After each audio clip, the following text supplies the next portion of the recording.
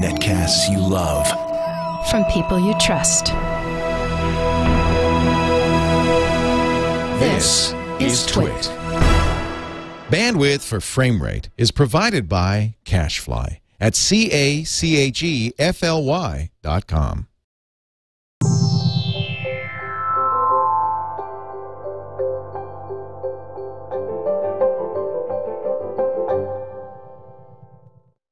He said before the tournament, I'm going to be top scorer in each innings of this World Cup. I just feel that too much was placed on him, too much emphasis on him. And when he went without scoring, that was a damaging blow to Bangladesh. Still, they can smile, the supporters, but only because they're seeing themselves on the big screen, not because of the result.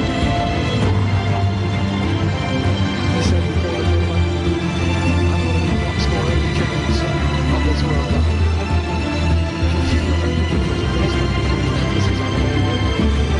this World Cup.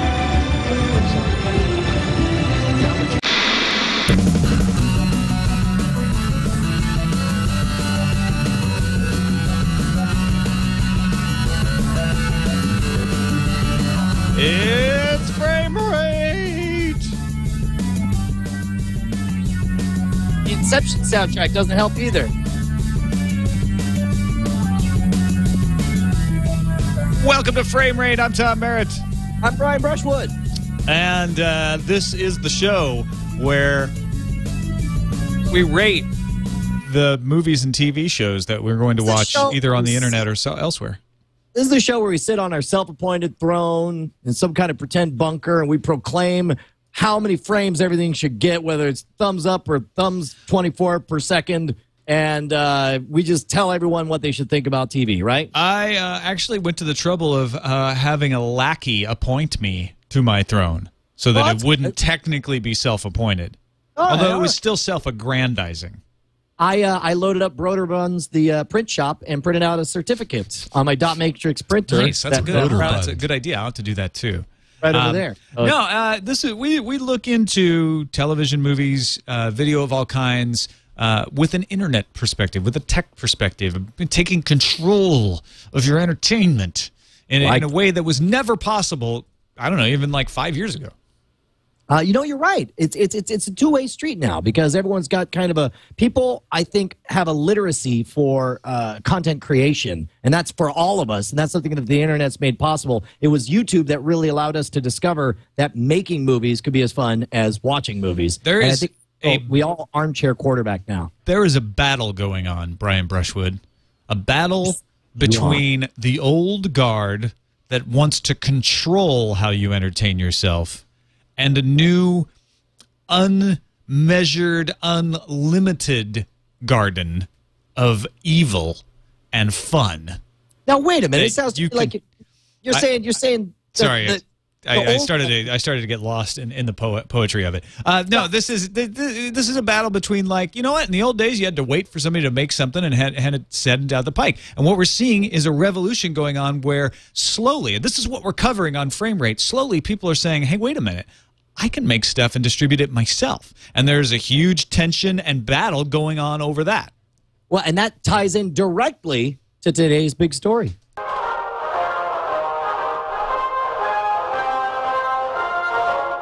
This just in, the big story. 50 years ago, the chairman of the FCC, Newton Minow, who, by the way, did you know this before you read this article, that they named the minnow in Gilligan's Island after him?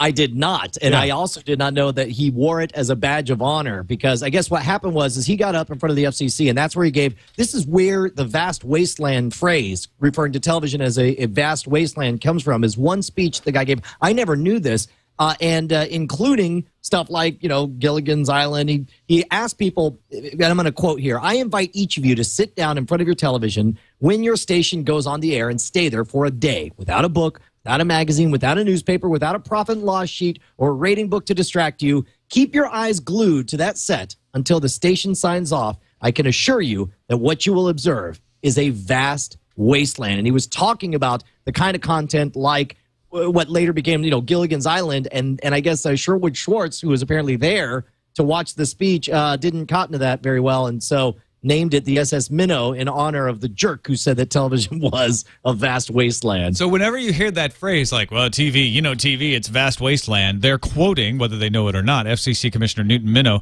In the latest Atlantic Monthly, Minow looks back on the past 50 years since he gave that speech and says, for 50 years, we have bombarded our children with commercials disguised as programs and with endless displays of violence and sexual exploitation. We are nearly alone in the democratic world in not providing our candidates with public service television time. Instead, we make them buy it, and so money consumes and corrupts our political discourse. So it seems like in the past 50 years, he hasn't really changed his mind at all. No, but that's not a bad point about money corrupting, and but I mean I don't even know if it's true anymore. I think if the candidates wanted, we could have a debate, and the candidates could refuse to.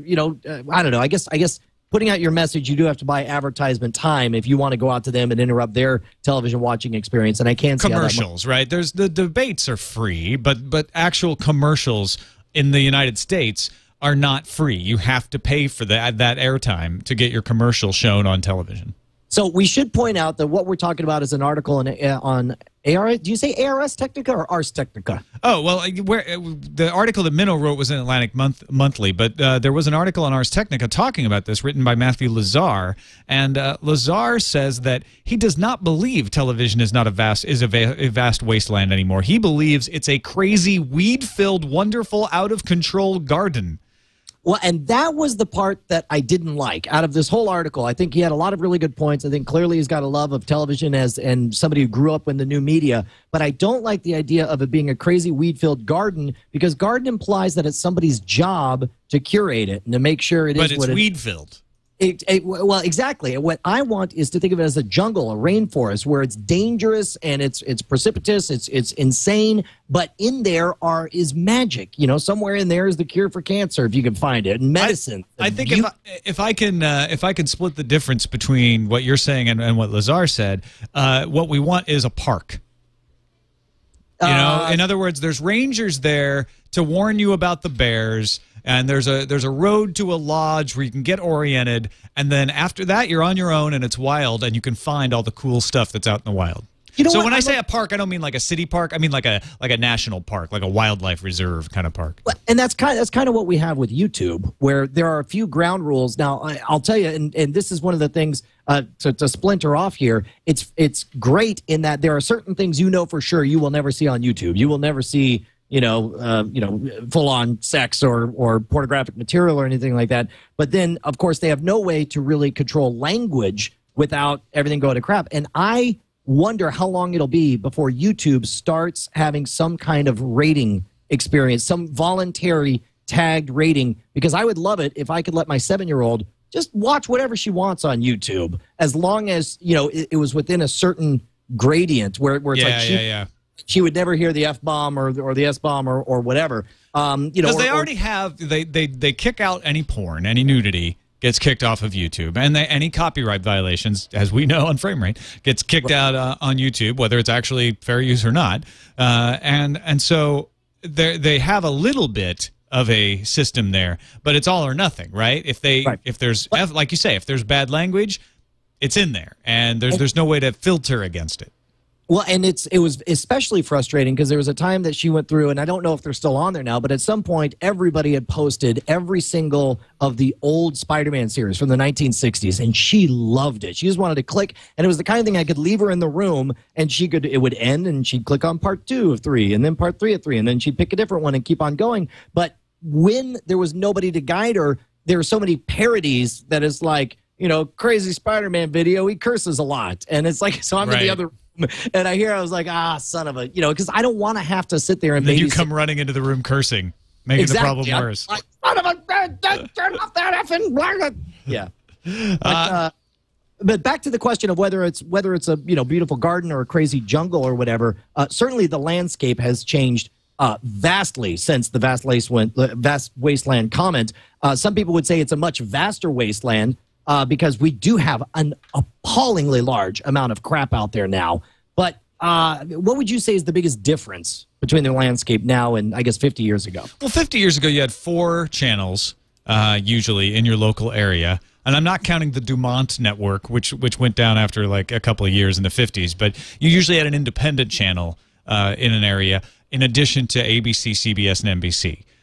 So you had 4 choices, maybe 5 in larger areas, maybe even 6, but that was it, and that was all of your channels. So there were some benefits to that, right? The news had to be accurate and had to be on point, and it couldn't be subjective because that was it. That were the only channels, right? So they took it very seriously. Now we have this vast array, even if you don't count the internet, right? You have this vast array of channels, and so you get MSNBC with their biased coverage, their avowedly biased coverage, and you get Fox News with their coverage that's slanted in their avowed way, and you're able to get away with that because you can say, look, there's tons of choices. You can go to CNN, you can go to MSNBC, you can go to ABC. There's lots of different ways. So in a way, we have more viewpoints represented, but there's a cost to this because everybody still wants to have that massive model. They still want to be able to charge those amazing rates that the broadcast networks were able to charge when they were the only games in town, right? When they were splitting up that 100 million person audience amongst 3 of them. And that's just never going to happen. Those broadcast networks still have a lion's share of the ratings, though. So the cable networks are all looking to start with a niche and move to broadening. And you see it happen over and over again. MTV is the classic example everyone uses. It started with videos, then it turned into shows. And Sci-Fi is doing it right now. They're abandoning the science fiction fantasy roots and moving into wrestling and moving into collecting and reality shows. And the reason they're doing it is they want to widen that audience. They want to get the bigger audience. It happened with the Nashville network. It happened with pretty much the TLC network. That's the path that this model encourages, which means we'll never get a niche network that continues to serve its niche and super serve it throughout its lifetime. It was happening at Tech TV before Tech TV got subsumed by Comcast. They were trying to broaden out, and they were adding shows that weren't specifically about what the core audience cared about. So I think the internet is going to allow niche networks to survive as niche networks because the competition is immense, and it doesn't make sense to try to broaden out because you have too many competitors who are eating away at that pie. Man, I don't know because there would be it's weird because obviously we're here at the Twit network, and of course we are in the middle of the jungle of the internet, and Twit of course has made a name for itself as being a very tech heavy network and also commentary heavy. We here at Frame Rate are very commentary heavy, but there might be some people questioning whether or not if we're part of the sci-fiization of Twit. I mean, what would you say to that? Yeah, no, it's a good point, right? And it's actually a point that Leo and I have discussed, which is how do we serve that audience and still broaden the types of content that they want without broadening away from their tastes? It's a subtle difference. So well, if you're looking at this saying, you know what, I know this audience really likes tech. What other ways can we do tech? Frame Rate is an example of that. We're saying, hey, you know what? People like videos. They like television and videos, and they still like tech. So let's do it from their perspective. And that's where I think we get it right. Something like Current Geek that Scott Johnson and I were doing, we said, well, let's go outside of tech and do just the geek mindset. There's still an argument to be made there, but that was less successful because it didn't speak to that direct niche. But what we've never done on Twit, even with NSFW show, which I know you're probably in the back of your mind thinking a little bit about, we've never said, let's go totally away from the mainstream and try to grab audience out on the edges, people who aren't interested in what we're talking about. Right. Well, and even NSFW was trying to do essentially what we're doing on Frame Rate, which is, what else are geeks into? What do we do all day? We forward around ridiculous viral video of people doing goofy things. Exactly. And, so we're trying to speak to the culture. Now, the question is, would the reason that sci-fi gets a certain amount of market share, and I guess the idea is they change their programming hoping to grow or to keep the viewers they already have watching longer? No, so it's like they want to grow. Tune into another channel. They want to grow. I know this very intimately. You look at that. You look at those top Trust shows. me, Brian. I know this very, very well. You look at those top 2 shows and you say, yeah, those are getting pretty good ratings. We'd really like bigger ratings, though. And so instead of expanding those shows and try to get those people to watch longer, I think we've probably maxed them out. There's probably the most people who are ever going to watch Call for Help in the Screen. I mean, who are ever going to watch those 2 top-rated shows that we have. So what we need to do is bring on some other shows that'll get people to watch who wouldn't sample the network. Maybe a couple of them will stick around with your top-rated shows, but we'll build that audience out and come up with new hits that are more massively popular, and we'll build on this audience. Well, and it certainly has worked very well for a number of other. I've been to a number of television pitches, and one guy, David over at Indigo Films, had a really good point because when you go to a pitch, you have a certain topic or an idea. They're like, "Oh, well, that's not our brand. That's not our brand." And David said, "Look, the most successful shows on just about every network are always off-brand.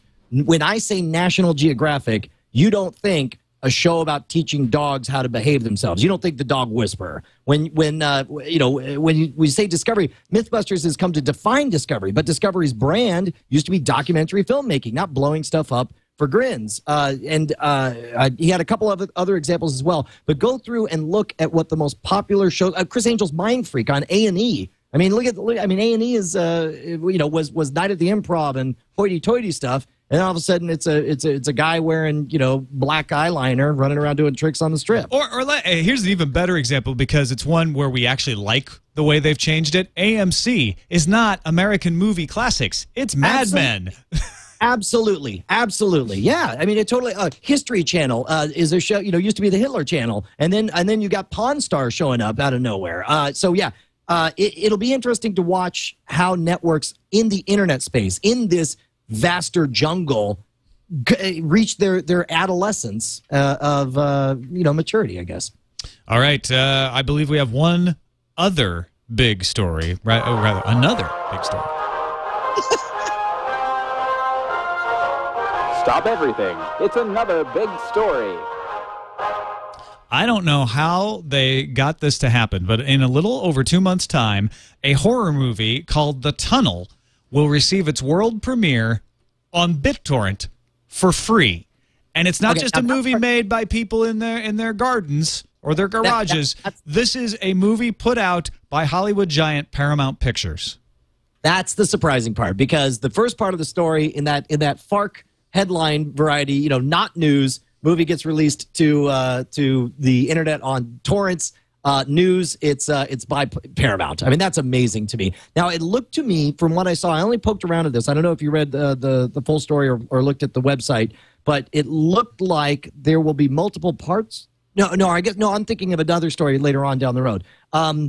Where do you think Paramount's going with this? Well, you know what I think it is these guys got a deal with Paramount to make this movie. It's based on these tunnels that were built under Sydney, Australia for a mass transit system that was never implemented. So it's a little bit of a Blair Witch kind of movie, right? It's like what's really happening down there in those tunnels. And Paramount said, yeah, that's great. We're not going to distribute it, but we'll do it straight to DVD. And these guys said, look, when you go straight to DVD, here are your sales. They're at a certain level. Now, we know that when movies that are not blockbusters go on BitTorrent, the DVD sales go up. So if you're going to make us do this deal straight to DVD, we want you to agree to allow us, the copyright holders, to put this out for free on BitTorrent, because we are gambling that will increase the sales of the DVDs. And somebody at Paramount had the light bulb in their head enough to go, yeah, what do we got to lose? You know what? This is not going to make that much money. So even if we don't make all this money in this deal, let's try it. Let's see what happens. So this is the halo effect of, these are the echoes of Radiohead releasing In Rainbows for whatever you wanted to pay for it. When you do something, and especially if you're first, and that's why we're talking about it on Frame Rate, and that's why everybody who downloads it, there are people who are like morally into BitTorrent, like it's a way of life for them. And if you could capture them and create 10,000 evangelists who are essentially like they're paid to go out and tell everyone how great this movie is and how awesome the people are for releasing it straight to BitTorrent. Now, they're paid in free viewings of the show, but when they go out and they get everybody engaged, if they get their mother-in-law to want to watch it, she's not going to buy it, or she's not going to watch it downloading on BitTorrent because she's not that kind of person. She's going to buy the DVD, and when people give a gift, they're not going to give a crappy, burned-out copy of the movie that they love so much. They're going to buy an actual copy of the movie. So it's a percentages game, and I think it's a brilliant marketing ploy, and I hope that this is as successful as the In Rainbows experiment so that more and more people start thinking about clever ways to not try to fight the trappings of piracy and instead fight piracy itself. I have one little criticism of the model that you put forward there, because and the reason I criticize it is because the movie industry has usually criticized what you just said in this way, which is to say, yes, but eventually DVD sales continue to go down. We have to be able to sell online. Therefore, we need DRM. Therefore, we need to sue people who give away free versions of our movies unauthorized out of existence. And therefore, they would never want to usually have this kind of situation where they give something away free for BitTorrent in order to sell it on DVD. But I think the answer to that is it's not just about mom who doesn't know how to use the computer and wants to buy the DVD, or dad. It's about awareness. It's about people talking about it. So there's somebody out there on a forum or on Twitter who starts saying, yeah, I got this off BitTorrent, the tunnel, it's amazing, you've got to see this. And somebody else says, yeah, I know about BitTorrent, but I really don't know how to use it. Somebody showed me a way to download stuff, but if I can get it, I can get it on DVD. Well, I'll just do that. I'll just order it off of Amazon. So it's not about the like computer savviness of it. It's about the awareness, raising awareness about the movie, and then having people say, well, what's the easiest way to get this? Yeah, I guess I could go on BitTorrent and get it. But if Amazon has it on DVD, that's to me, that's easier, and I don't need to see it the second. Yeah, and you're talking to somebody who's a recovering BitTorrent-aholic himself. There was a time where it's like, well, I'm going to grab it. Well, I'm not going to pay for it. And what was funny is looking back on it, on those times, I think the reason I would go to BitTorrent was not because I didn't want to pay for it, because it's like, it's $10, $15, $20, whatever. It was that I wanted it right this minute, and I wanted it as easy as possible. And if you can court away more pirates with a system that prices movies correctly and gets them distribution as easy as possible. I mean, it's amazing to me, the transformation as far as going legit over the last 6 years that I've seen as a result of people doing experiments that make it available to where it's just not fun or easy to do the piracy thing. Yeah, and that's the last piece of the puzzle, right? Eventually, if this model works, it's not just that it's released on physical DVD, because I think you still do that. I think you still release physical copies for collectors, for people who want to have it. Because even as that number goes down, I don't think it ever hits zero. But you also make it available on iTunes. You make it available on Netflix instant streaming. You make it available on Hulu, so that there is no reason not to watch it legitimately. And you give it away on BitTorrent to get some buzz around amongst a community, but then when it comes to the masses, they go, oh, well, I already subscribed to Netflix. It's on Netflix streaming? Well, I'll just do it that way. Why mess around with BitTorrent? Then this works brilliantly. The reason this is not scientific, though, is because we're talking about it. And so one of the things that spikes the test, right, is the fact that, well, because it's Paramount Pictures releasing something without DRM on BitTorrent, everybody's going to talk about the tunnel. And it's getting all of that word of mouth already without having it build naturally. I guarantee that's the part of the calculus that was in whatever executive's mind when he decided to authorize this. It's a case where it's like, look, we're not going to make a lot of money from this. We could do something nutty. It won't bind us. It won't be an implicit agreement. It'll be, we could call it an experiment, whatever it is you want, but it's going to get the whole world talking about this movie, and it will cost us nothing. You know what? And so even if that's all it is a publicity gimmick, still hats off to Paramount for trying this noble experiment. I wonder if some savvy executive looked at this and said, well, wait a minute, I've got a marketing budget that's this much. And if I look at the BitTorrent and I'm really honest about how much money we'd really lose from people downloading BitTorrent instead of buying the DVD, that's less than my marketing budget. Boom. Right. Get rid of the marketing budget. Don't spend any money on advertising. Do this. All my marketing is done, and I've actually saved money. Absolutely. Absolutely.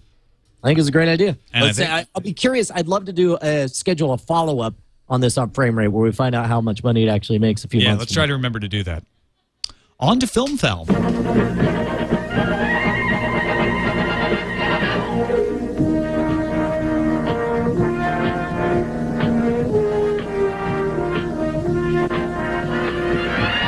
Tonight on Film Found, The Hobbit, Barbarians, and Zack Snyder.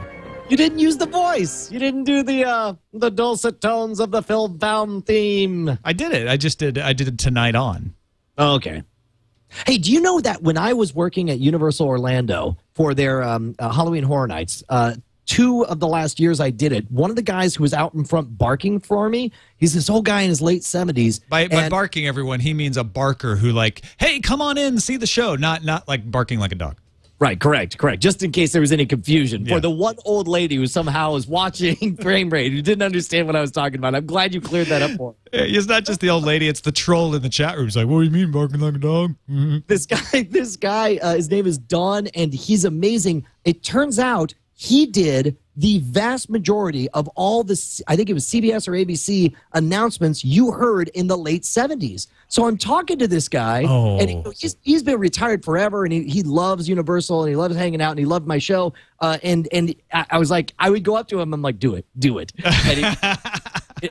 And he would be like, coming up on your, coming up after Nightline and your local news. And it was just like, you could hear his voice, and all of a sudden, I'm 5 years old, and I'm up later than I'm supposed to be. It was amazing, dude. Could you possibly get him to record stuff for us? Yeah, that's exactly what I was thinking. Holy crap, I got to track him down. And I know we have fans of the show who know the people at Universal. Don, that would be crazy. I will try to track down Don and get him to record. And I'll tell you what, right now, anyone who has suggestions for what we would like Don to record, hit me up at framerateshow@gmail.com. Coming up next on Frame Rate, Film Film. Yes. And we'll pick a few of those for him to do. That would be amazing. I can't believe I never even thought about that. Oh yeah, that's freaking awesome. All right. Anyway, into the film stories. Zack Snyder, the director of the next Superman, hints that there will be a character in the next movie that many people will recognize as Superman.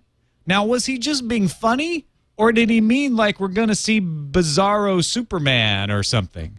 Now, wait a minute. He's talking about a character that will be in Superman that you will recognize as Superman? Yeah, he's talking about the movie, right? He's like, there'll be a lot of people in this, there'll be a character in this movie a lot of people will recognize as Superman. Now, was he just being flippant? Because everybody's going crazy and saying what that means that Bizarro Superman's going to be there. Or he's talking about Zod, because Zod has the same powers as Superman. And even though he said that, here's the exact quote. There could be a character in the movie that other people might refer to as Superman. No, he's definitely being flip. He's not, because this was other people, though. Well, he is what? He's responding to a question in an interview, right? This is not the kind of prepared speech or statement he's given, right? Yeah, it's an interview, I think, right? I think that would be way too clever for him to just have off the cuff. If he is trying to hint that it's going to be a Bizarro Superman, but even then, let's say for example, they found some digital footage of Christopher Reeve and they made a character like a cameo. Exactly. And then you could say, well, there'll be one character in there that some people refer to as Superman. Then that makes sense. I don't think we watch it. It's freaking Tom Welling from Smallville. Yeah, I think that's the. I see. That's what I'm going to say. All right. Hey, we should take the spoiler alert up to yellow, because as we always do, we should take the spoiler alert up after we give a spoiler. It's not playing. I'm hitting it. What's the spoiler that we gave just now? Yeah, maybe just that we're conjecturing about. We'd have to actually know for it to be a spoiler, wouldn't he? That's true. We're just guessing. I'm going to say that even guessing is a spoiler. No, guessing can't be a spoiler. it totally affects your viewing experience because you're like, well, I want to see if he's right. And meanwhile, you're thinking down this track that's not necessarily what the movie meant for you to be experiencing. I think that's stretching the definition of spoiler way too far. A spoiler's only a spoiler if you know. Exactly. Yeah. You have to actually be spoiling something, not saying like, so like I if think you were A Song the of Ice and director- Fire is going to have a wombat in it. Oh, you've spoiled it. Well, okay, so like if I was the director and I directly said that there'll be a character in my movie that some You're people talking might about think what was he Superman. said as a spoiler. Yeah, no, okay, I get where you're coming from. It's And we're debating whether or not it's a real spoiler or non-spoiler, which means the spoiler alert should be on yellow. Oh boy. Okay. so is what Zack Snyder saying a spoiler? Yeah. That's the As the question. director. All right, Right. okay. I see what you're saying. You talked now. me off the cliff. Okay. Wait, I think what I talked you into was not pushing me off the cliff. You talked me off the cliff where I was about to push you over. Yeah, something like that. All right, Conan the Barbarian getting a remake. Feels wrong. And there's Feels a dirty. trailer for the new movie out. And actually, All Things D's Boomtown, Kara Swisher's blog, they put it up right next to the Arnold Schwarzenegger one to say, which one do you like better? We're not going to play both of them, but should we play a little bit of the new trailer? I just want to see a little bit of the visuals. All right, of the let's new see what it looks one. like. I'm familiar with the imagery of the old one. This is coming off the Boomtown blog where she has it embedded. It was until I clicked it, and then it.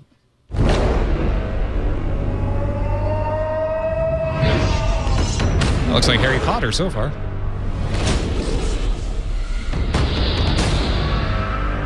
This summer,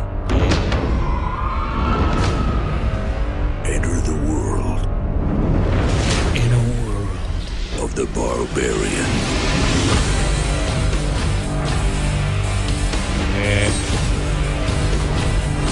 You are no knight. You are not even noble. I care not. I live, I love, I slay, and I am content.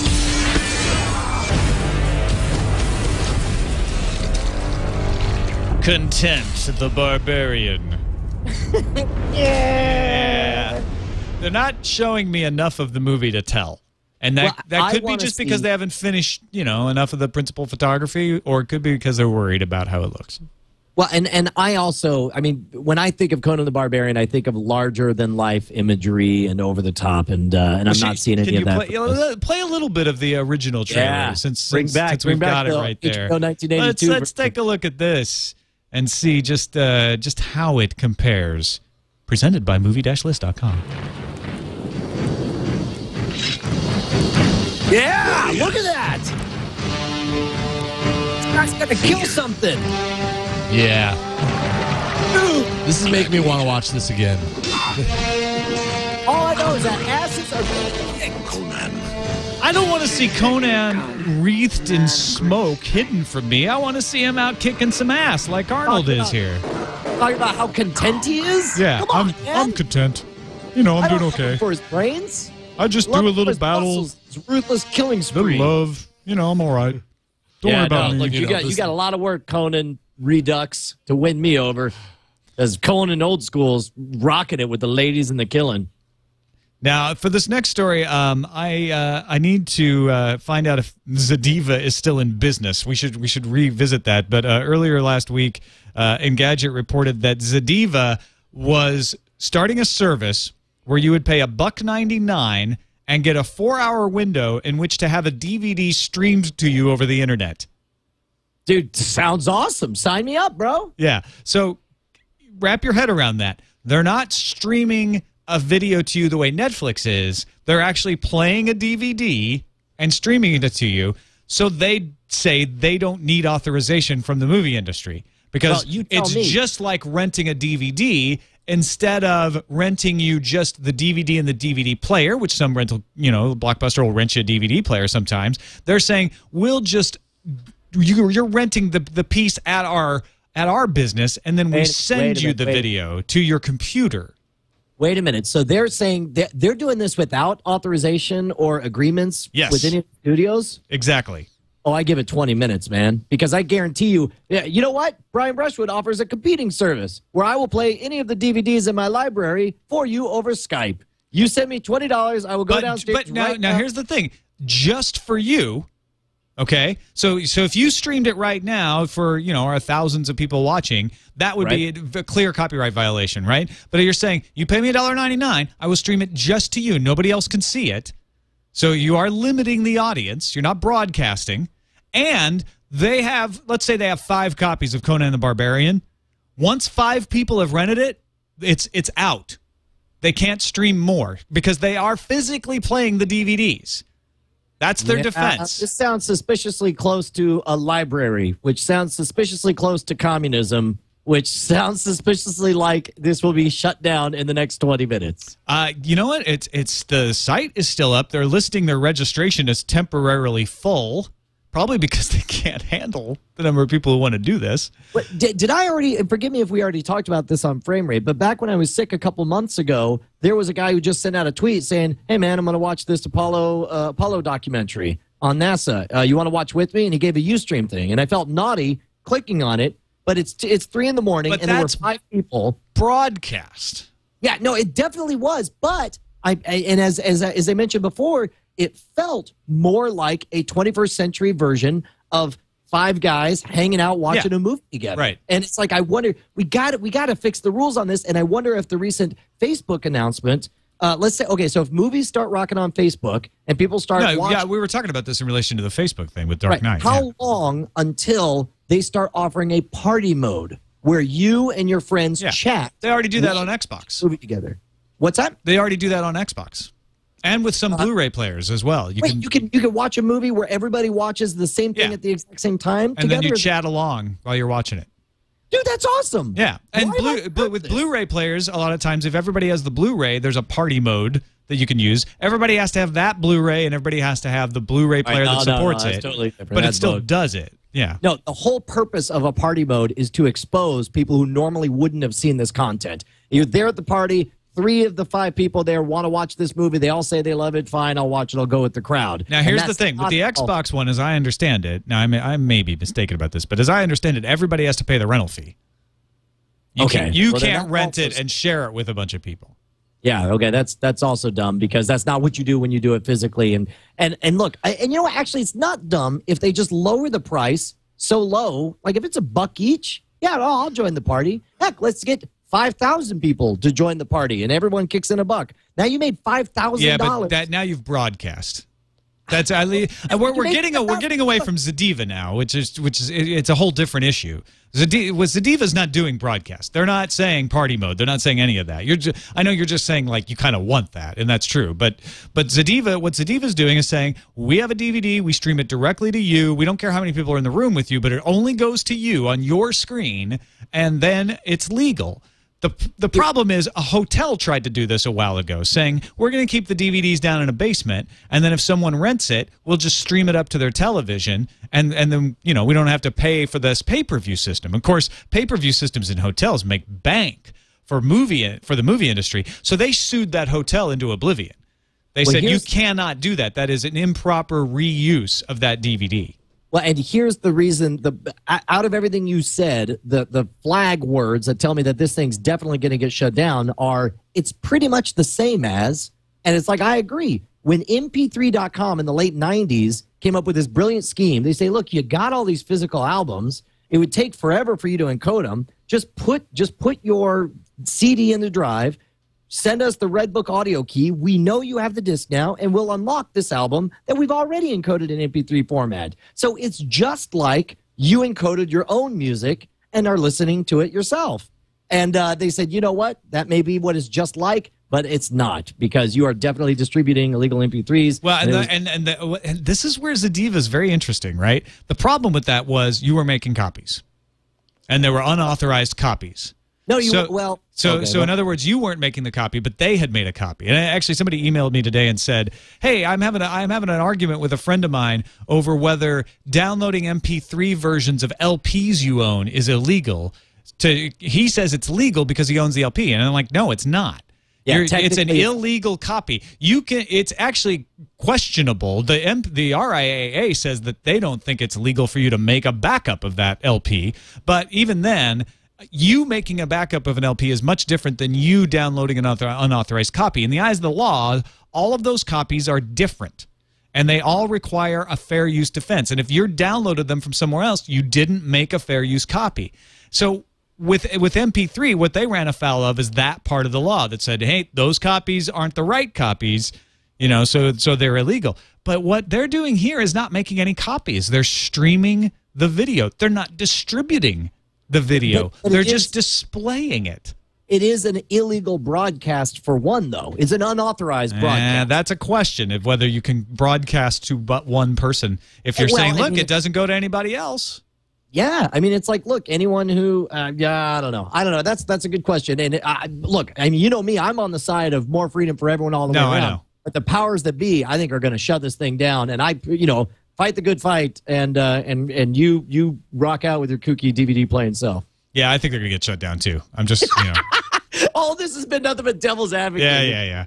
All right. Den of Geek has a great article about 10 potentially great sci-fi movies coming in 2011. Apollo 18 is the J.J. Abrams movie we've discussed before, where a secret 18th Apollo mission lands on the moon, and we find out why we never went back.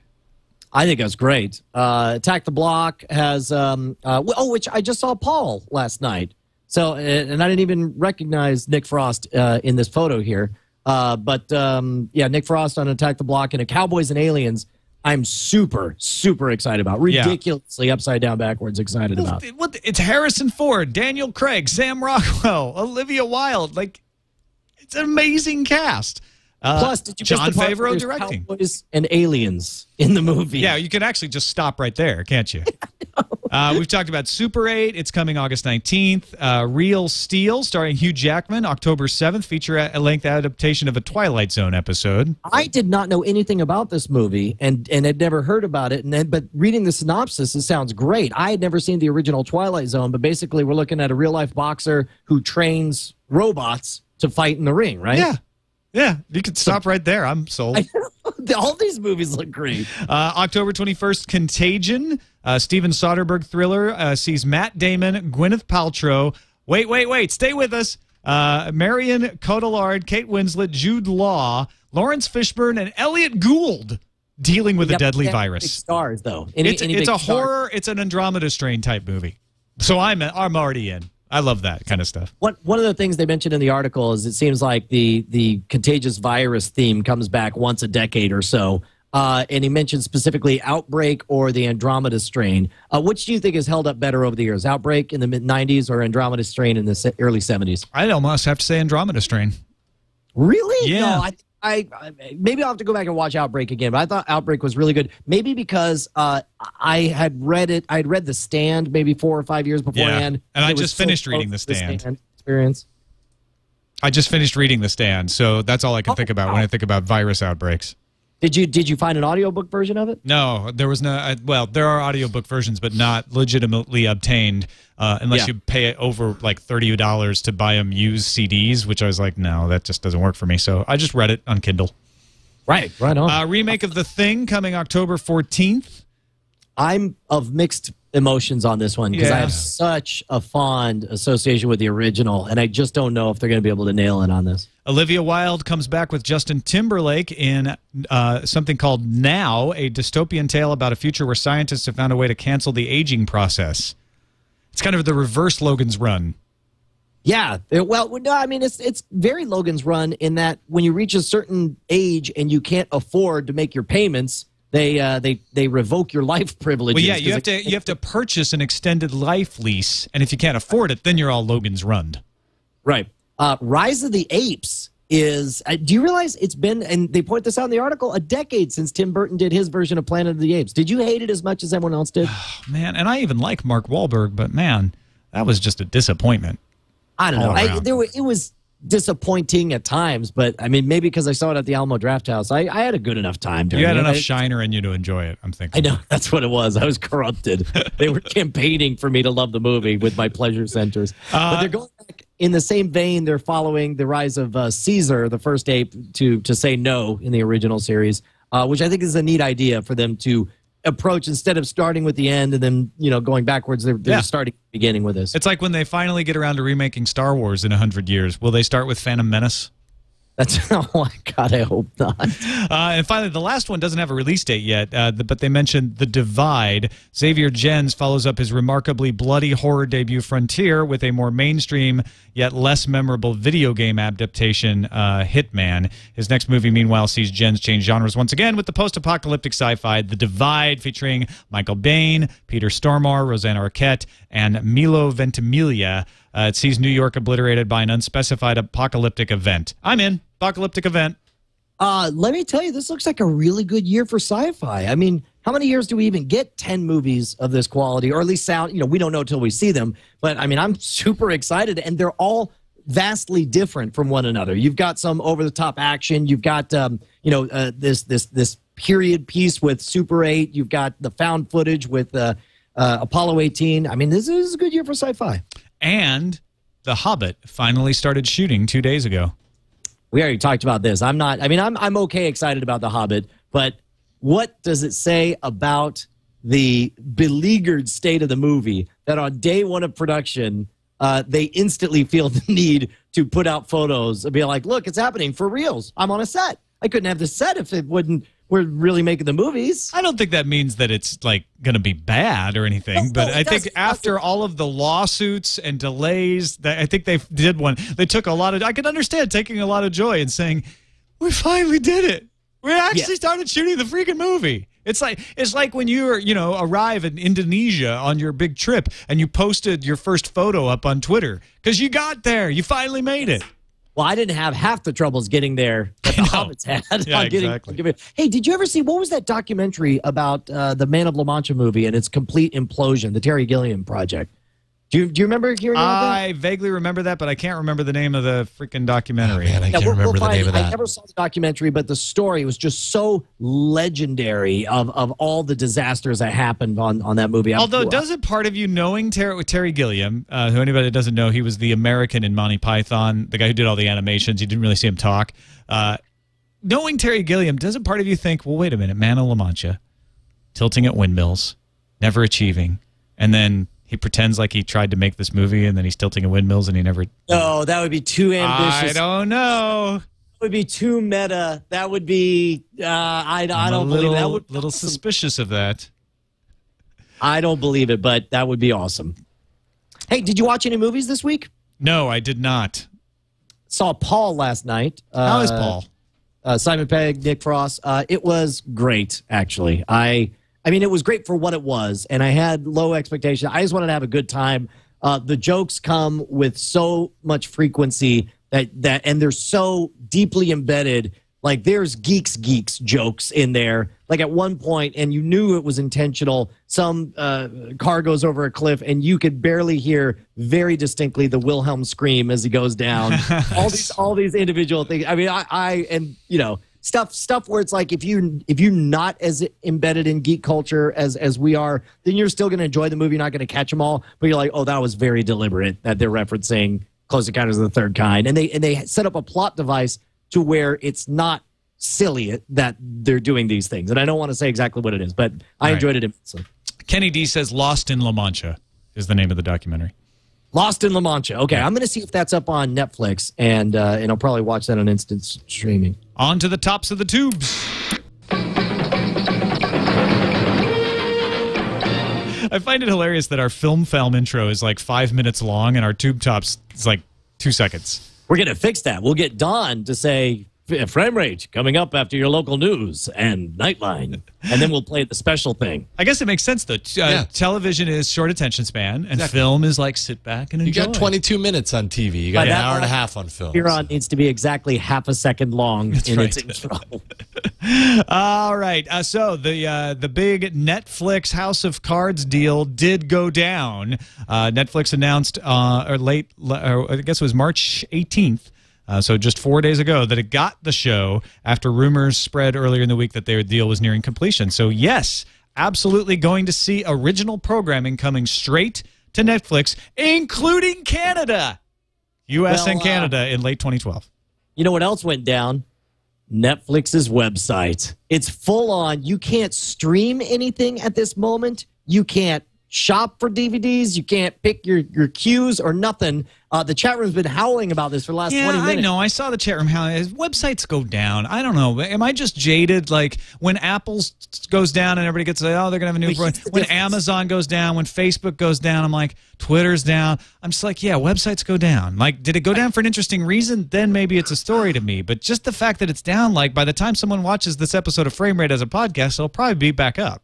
Right. Well, here's what it is the type of people who are surprised by this are the type of people who have been so accustomed for the last, decade or three of broadcast television being always on and never having a problem where it shut down from time to time. Now, I remember in the early 80s. You mean you never had cable? Yeah, especially local television. All of a sudden, everything would crap out. And you just have it out. And, now you're just looking at a sunshine for 20 minutes. And then totally. Remember the big Heidi thing where, like, the last few minutes of the tight football game disappeared because they went to the special presentation of Heidi? Yes, right in the middle. And if you actually watch it, it's like the football's going through the air. It's the end of the freaking game, and it just snaps to a little girl running in a field.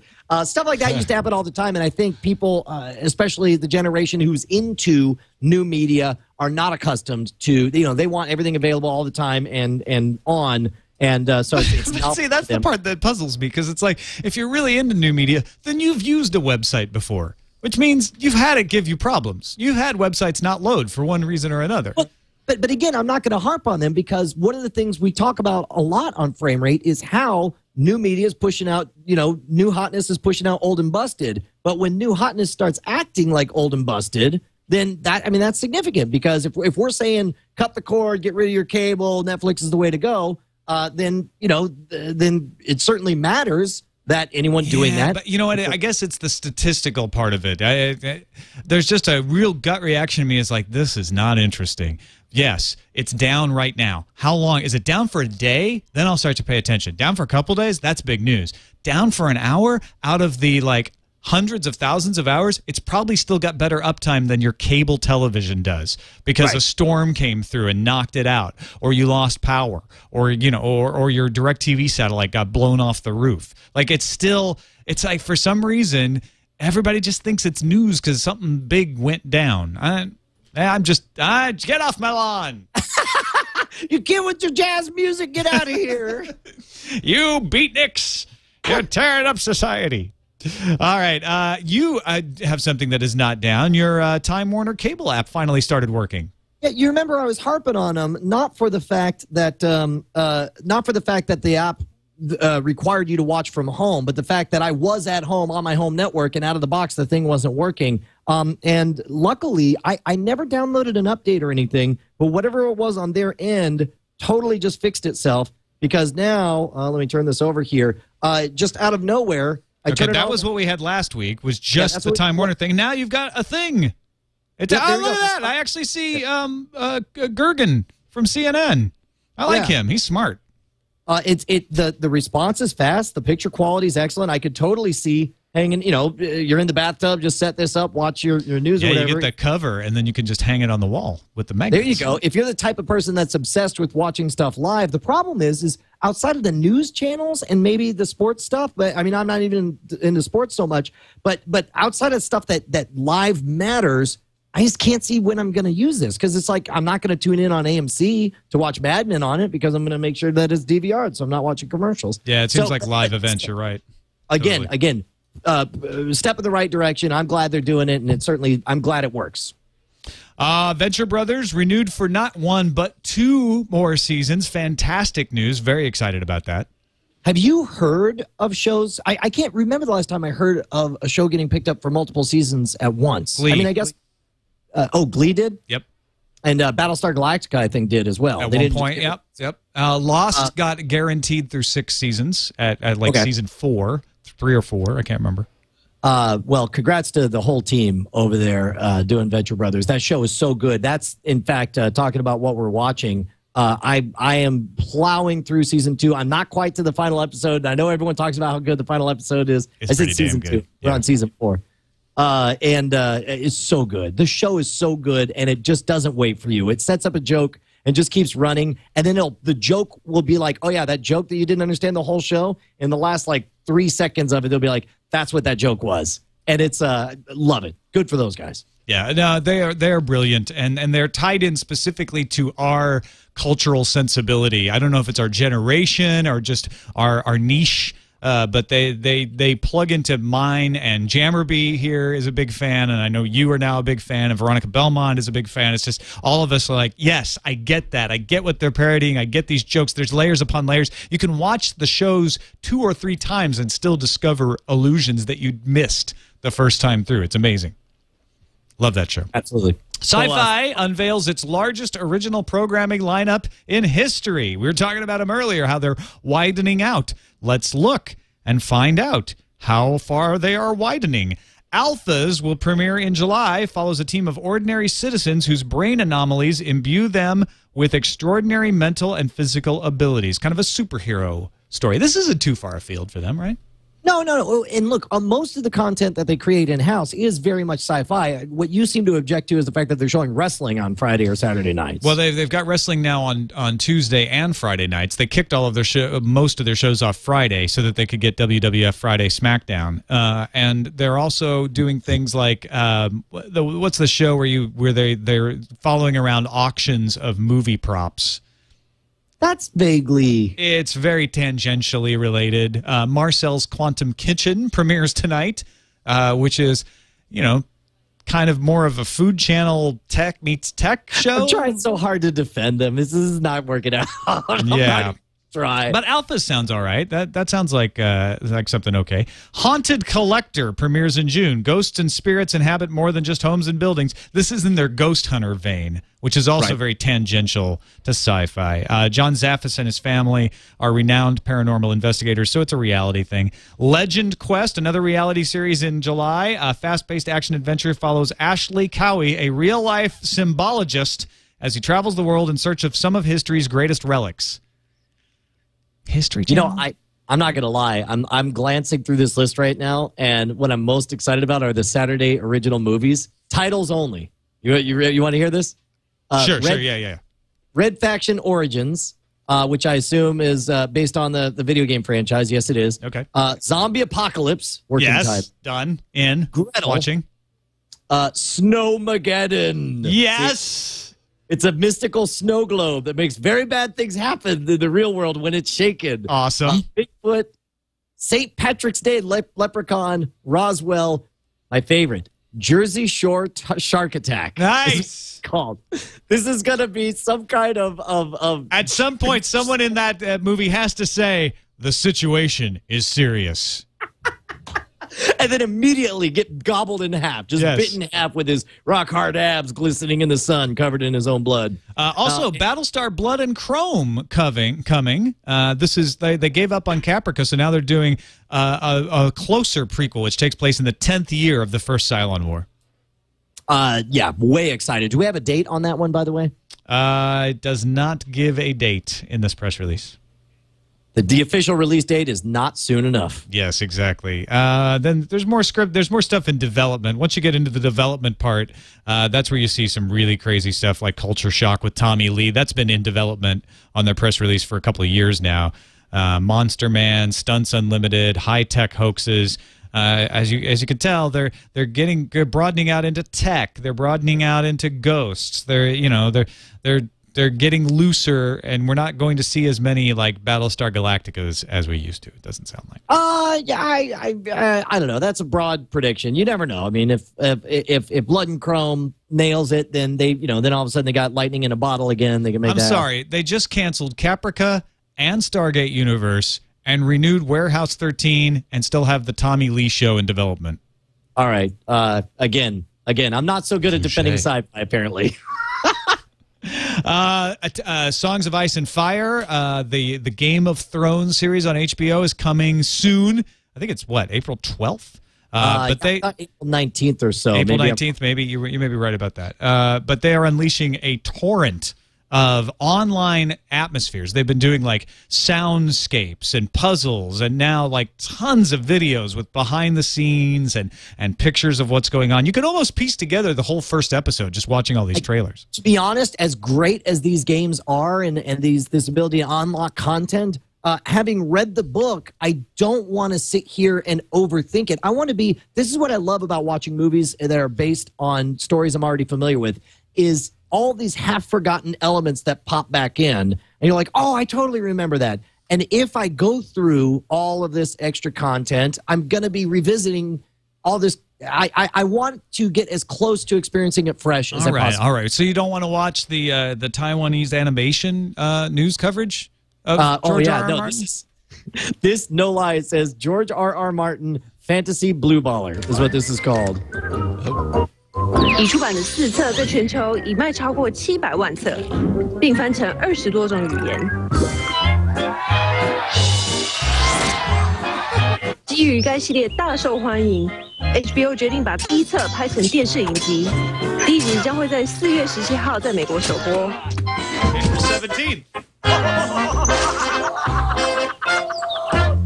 其花费4500万美金，荣登最贵电视影集之一。但马丁至少需5年才完成1册，导致许多粉丝怀疑他是否会在有生之年。So for our poor audio listeners are hearing nothing but the foreign language. But I just want to point out speak Chinese. How clever all this stuff is. First of all, look at the stuff that's written on the wall of his. I guess he's trying to decide what the plot points are. In his castle. Like it says here, puppy fetus, and I don't know what that means, or the idea of King Tyrion. Who dies next? Who is Jon Snow and all this stuff. And then later, so it's about how all the fans are so upset that it's taken 5 years to finish these books. And more importantly, he's said that if he dies before it's completed, he will have all of his notes burned. And so it shows an animation of him dying and his ghost laughing at everyone and dancing. Like the dancing baby. Yeah. So, and again, in the protests, in the protests, you've got all these people with signs, and if you've read the series, it's Hodor. Exactly. It says Hodor. And of course, on his blog, he just talks about football all the time. And so people have signs that say fantasy, not football. You'll be able to find all that stuff in the notes for the show. But I love these animations, man. And whoever's making them is really hip to some clever ideas. Now, I really haven't been watching all that much television either. I've just been recovering from all of my my travels recently. I've watched a little bit of Being Human, but you talked about catching up on Venture Brothers. You're also watching Boardwalk Empire, right?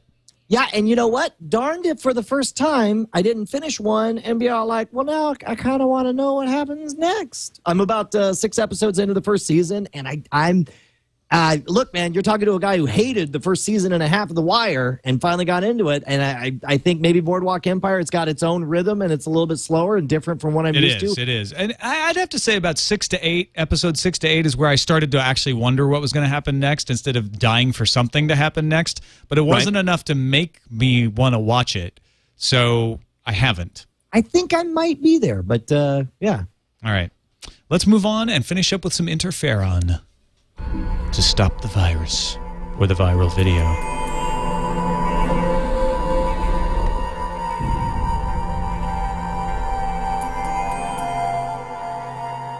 Now, when we were talking about the BitTorrent release of Tunnels earlier, we got a little confused because there's another BitTorrent release, but this is not from a major motion picture studio like Paramount. This was crowd-funded.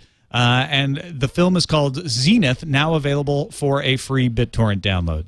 Yes, and it looks like it's going to be episodic and that it's going to be something that anybody can contribute to. And again, we've talked about this before, just as the internet has made possible the life of the middle-class rock star, now you could be middle-class investors, film investors, and or producers. Again, great experiment. I hope it's good. I guess the first episode's out. I haven't seen it. Have you seen it? I haven't watched it yet. No, like I said, I haven't been watching. You know what I've been doing? I've been listening to the audiobook for The Wise Man's Fear by Patrick Rothfuss. And what is that? It's the second book in the King Killer Chronicles, and he's like the George R. R. Martin of our generation, and so I can't put it down. So wow. In all honesty, I say like, yeah, I've been recovering from my traveling and stuff, and part of that is true. But all of my free time, I have been listening to that audiobook. I'm if we had a sponsor who was into audio content, this would be a great time to talk and drop a plug. But we don't, so we should recommend. Yeah. So it's But, we'll watch Zenith or Pioneer One is another like well done independent BitTorrent released series, and their third episode is being released on March 28th. So I'm going to say that you and I should promise to do our best to watch one of those so we can report in on it. But just in case we can't, make sure to send us an email at framerateshow@gmail.com if you've seen one of those, and let us know what you think. Finally, in Interferon, we must just talk about the strange tale of Rebecca Black. Is she still trending worldwide? Yes, she is still trending worldwide. If you haven't seen it yet, don't. But she did a song called Friday, and the lyrics are like the kind of lyrics you might have written when you were her age, so it's understandable, but usually not made into a worldwide hit. Things like yesterday was Thursday, tomorrow is Saturday, after that is Sunday. Not kidding. Don't do that to them. Don't turn up the music. No! I think my co-host Justin Young nailed it when he said it's an entire video whose success is predicated entirely on the lulls. Like this was out of the box, so bad it's good. Can't stop watching it, hate it so much until you end up with it stuck in your head, because it's also a bit of an earworm. You get stuck there right now. Because the tune isn't awful. The tune is not the worst thing ever created. It's not great, but it is that kind of like formula pop that sticks in your head. And then, but the lyrics are just hilariously mundane. You know, should I get in the front seat or the back seat? That kind of stuff. And so it's lent itself to great parodies. Well, and I think it's the fact that everything else about the video is so competent. It's a competent pop song. That, she sounds very auto-tunedy. Even though it was done for a nothing budget, it looks like reasonably produced video or whatever. But then it's that moment when you actually listen to the words, and they're so. I don't want to talk bad about some poor girl because I don't even know who wrote it. But they're just so brain dead. They're just like. To be honest, they're legitimately what a 13-year-old thinks on Friday is what I would imagine. Partying. Front seat, back seat, front seat, back seat. I don't know. Fun. So I think it's just the hilariousness of it, and then that tension that you're talking about has made the parodies that much funnier.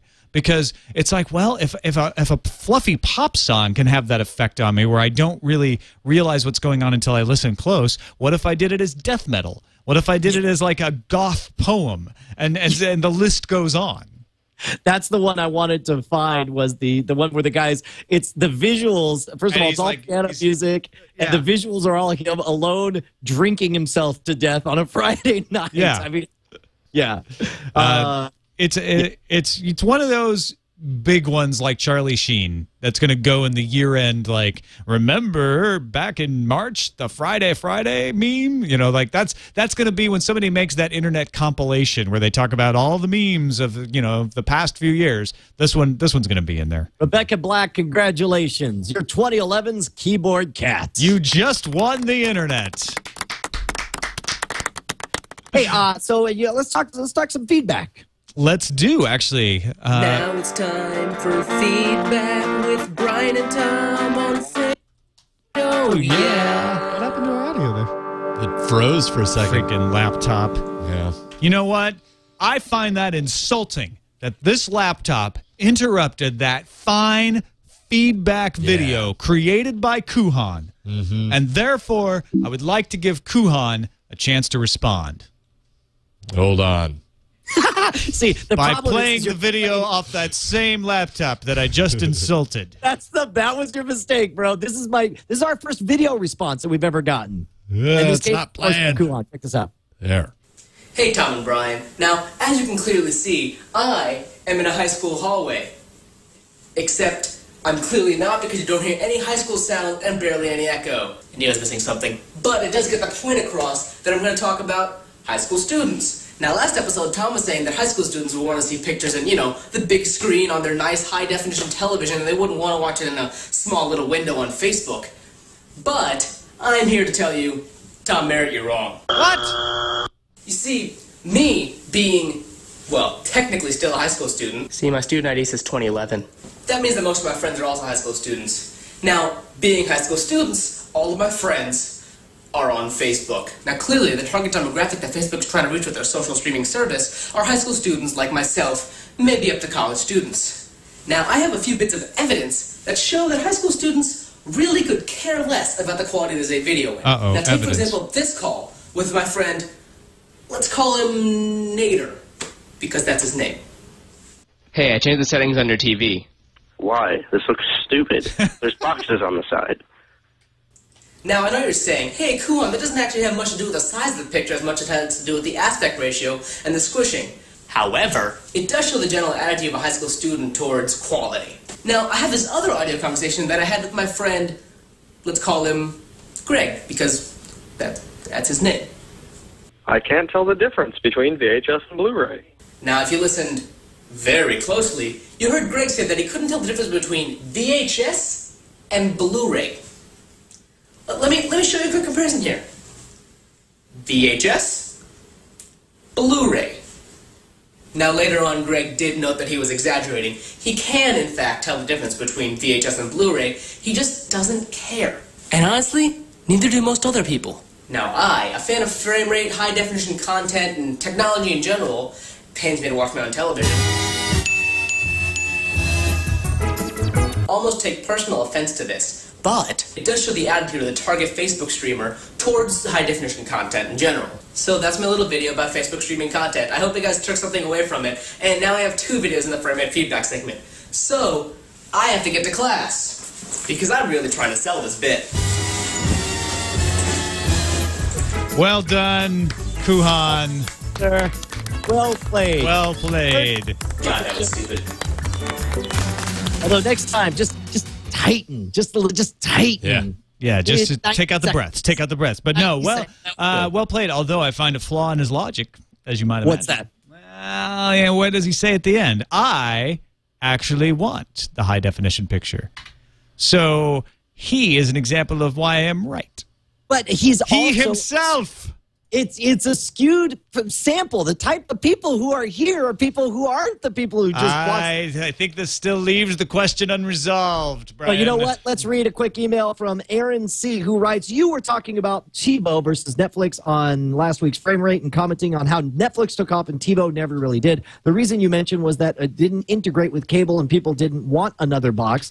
The other is that it requires a monthly subscription and the box is quite expensive. I thought it was $200 plus when I looked, but even right now, they're still asking for $19.99 a month plus $99 for the box on top of your cable subscription and Netflix subscription. A cable box rental is something like $5 a month, if not free. So that's financials definitely play a part in it. Well played, Aaron.